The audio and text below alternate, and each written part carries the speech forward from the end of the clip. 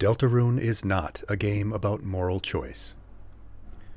The message of Deltarune is not found in its lore. Much of the discussion of Deltarune and its themes revolves around the diegetic way that the player interacts with the story, and the different branching pathways of that story that they can experience by making different choices, framed as moral choices. However, neither of these elements of the game are the theme. It is not actually a story about how people play games or the moral implications of choosing a character's fate. These are the mechanisms for the story. They are the vehicles by which the theme of the story is delivered. And they do a great job at an important task, allowing the story to unfold in a way that feels unique and immerses you so that the themes are delivered in the special mix of interactivity that only video games can facilitate. The real theme of Deltarune has nothing to do with its vehicles. Deltarune is a coming-of-age story. It's an archetypal, faithful coming-of-age story, and it is that which makes it feel so compelling to players. How do we know this? Let's start at the beginning. Every level of the story is related to Chris' upbringing, their past, their childhood, and, very importantly, nostalgia. Each is also related to particular people in their lives. In the first level, we are confronted with a world within school, a world of blocks and children's toys long discarded, a world placed within their mother, Toriel's, place of work. Chris has become detached from this world of their preschool days, and, as we learn throughout the game, more and more detached from their mother. In the second level, we are confronted with a world of computer games, a digital world once shared with their brother, who has become absent from their life. Much like many of us, their interest in video games has faded as well. We find ourselves, in modern society, obsessed with nostalgia, especially in video games, rather than enjoying games. Often we find ourselves asking, why don't video games feel fun anymore? In the third level, we're confronted with a television world, a world that Chris and their family used to experience together. But as we know, that family has dissolved. The level's antagonist, Tenna, gives us the most explicit demonstration of the themes of the game.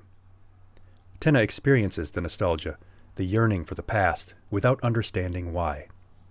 He thinks it's his fault that the family no longer gathers together in front of his glow. He is desperate for a return, not understanding that it was never about him, and not understanding that those times can never be brought back. Within this world is a depiction of a retro console video game, very explicitly and purposely made to resemble the original Legend of Zelda. The very sounds are the same, and trigger an emotional response in any player who remembers them.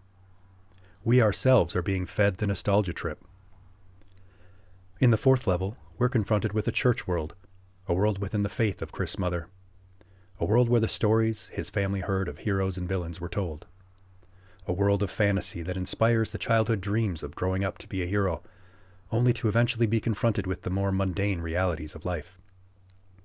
A world that loses its magic once you grow out of it, as Chris has. Deltarune's story is about Chris growing up. Everything else is the stage, the costumes, the pageantry that this story is wrapped in. All the lore, as interesting and worthy of attention as it is not the theme. Authors don't bury the theme and message of their stories within the obscure lines of hidden characters, or requiring extensive research and theorizing. This defeats the purpose of their theme and message. They want you, everyone who experiences the story, to feel the theme, to hear the message. So many in this fandom, and many other games and stories, are missing the forest for the trees. People are getting wrapped up in the details and missing the broader, colorful, beautiful themes of growing up, the death of nostalgia, and becoming yourself. Yes, all the other elements play a role in supporting that theme, but they aren't the theme itself. Not even you, as the player, in the fourth wall-breaking method the game employs, are the theme. It isn't about your control of Chris and Chris' rebellion against either your malevolence or your well-intentioned domineering. You aren't playing the role of the player. The player's role is the inner conflict that we all have growing up. The sense of being lost, unsure of who we are, the fighting between our hearts and our minds. The sense of being controlled by our impulses, by the world, by our families, and more.